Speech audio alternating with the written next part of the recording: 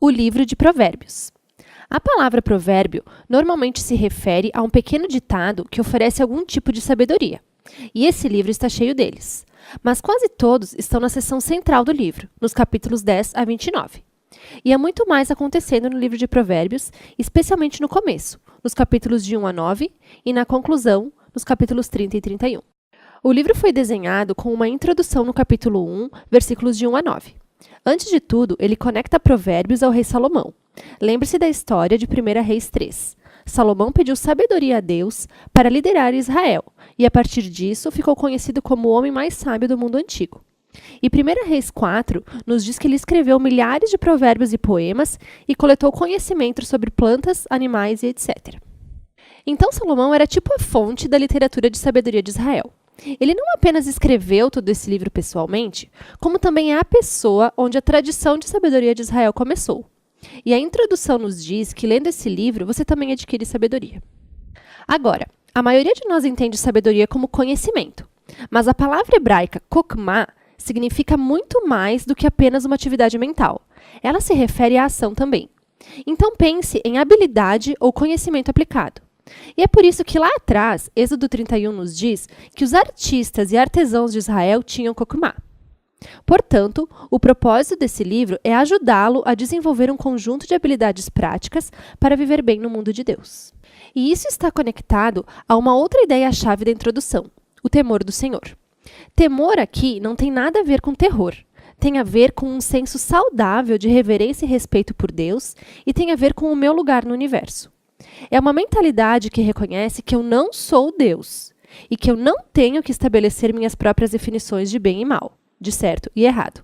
Em vez disso, eu devo me humilhar diante de Deus e abraçar a sua definição de certo e errado, mesmo que ela seja inconveniente para mim. Essa introdução nos leva até a primeira parte principal do livro, capítulos 1 a 9, que também não contém pequenos provérbios de uma linha. Em vez disso, o que encontramos aqui são 10 discursos de um pai para um filho. Discursos sobre como o filho deve ouvir a sabedoria, cultivar o temor do Senhor e viver de acordo com isso. O que significa uma vida de virtudes, integridade e generosidade que vão levar ao sucesso e à paz. E o pai também alerta seu filho a respeito da insensatez e da maldade, decisões estúpidas que vão trazer egoísmo e orgulho, e, por fim, conduzir à ruína e à vergonha.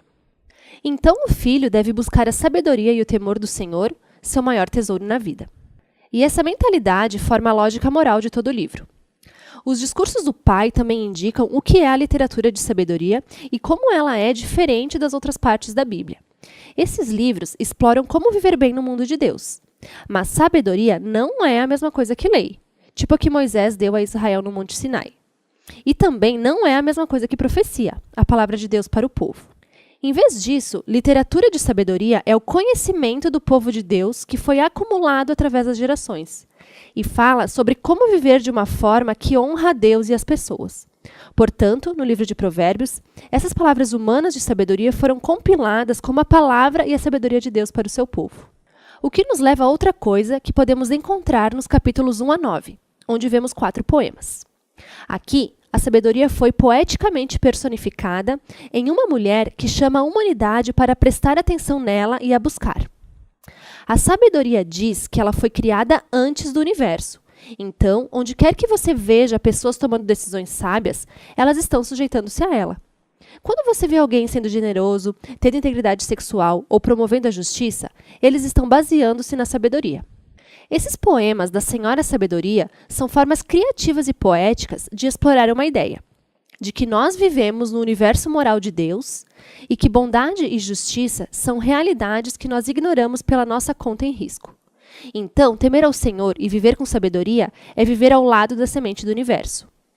E esses 2 discursos juntos, o do pai e o da sabedoria, fazem uma afirmação poderosa sobre o livro, que você não está lendo simplesmente bons conselhos. Você está lendo o convite do próprio Deus para adquirir sabedoria através das gerações anteriores. E na próxima sessão, capítulos 10 a 29, nós encontramos centenas de provérbios antigos. Eles aplicam a sabedoria e o temor do Senhor a cada área da vida que você pode imaginar. Família, trabalho, vizinhança, amizade, sexo, casamento, dinheiro, raiva, perdão, álcool, dívidas, tudo. E tudo isso é filtrado pelo sistema de valores de Provérbios de 1 a 9. Todos esses provérbios são bem curtinhos e fáceis de memorizar. Na verdade, essa seção do livro é feita para ser uma referência, para a qual você volta de tempos em tempos com o passar dos anos, o que levanta algumas questões importantes sobre como ler esses provérbios. Antes de tudo, provérbios são uma questão de probabilidades. Se você temer ao Senhor e tomar decisões sábias e boas, as coisas provavelmente vão correr bem para você. E se você não temer ao Senhor e for tolo, sua vida provavelmente não vai correr tão bem assim. Frequentemente, isso é verdade, mas nem sempre. O que nos leva ao próximo ponto. Provérbios não são promessas. Eles não são fórmulas para o sucesso. Vamos ver alguns provérbios, por exemplo. O temor do Senhor prolonga a vida, mas a vida do ímpio é abreviada. Ou, instrua a criança segundo os objetivos que você tem para ela, e mesmo com o passar dos anos, não se desviará deles. Então, sim, temer ao Senhor, ser uma pessoa moral, provavelmente vai guiá-lo a uma vida melhor e mais longa. E criar seus filhos em um lar amoroso, de fato, os direciona para um caminho bom, mas não há nenhuma garantia. Muitas coisas podem e com frequência dão errado no nosso mundo. E por fim, os provérbios focam na regra geral e não nas exceções, que são muitas. Mas os livros de sabedoria não estão ignorando isso. As exceções são do que tratam os outros livros, como Jó ou Eclesiastes. E juntos, eles reconhecem que a vida é muito complexa para simples fórmulas. E é por isso que nós precisamos de todos os livros de sabedoria para pegar a ideia geral. Isso nos leva à seção final do livro, duas grandes coleções de poemas. Primeiro, poemas de um homem chamado Agur, que começa reconhecendo sua própria falha e ignorância e sua grande necessidade da sabedoria de Deus. E então Agur descobre que a sabedoria divina foi entregue a ele nas Escrituras, que o ensinam como viver bem. E Agur é colocado à nossa frente como um leitor modelo do livro de Provérbios, alguém que está aberto a ouvir a sabedoria de Deus através das Escrituras. Os poemas finais são conectados a um homem chamado Lemuel, um rei que não é israelita. E ele transmite a sabedoria dada a ele pela sua mãe. É uma orientação para ser um líder sábio e justo. E o último poema é um acróstico ou poema do alfabeto, onde cada linha começa com uma letra do alfabeto hebraico. O poema inteiro fala sobre uma mulher virtuosa. Ele descreve uma mulher que vive de acordo com a sabedoria de Provérbios e se coloca como um modelo de alguém que pega a sabedoria de Deus e a traduz em decisões práticas no cotidiano, no trabalho, em casa, na família e na comunidade. Então, o livro abre com palavras de um pai ao seu filho sobre ouvir a sabedoria e agora fecha oferecendo as palavras de uma mãe ao seu filho sobre uma mulher que vive com sabedoria. O livro de Provérbios é para qualquer pessoa em qualquer estágio da vida. É um guia para viver com sabedoria e bondade no bom mundo de Deus. E é isso que trata o livro de Provérbios.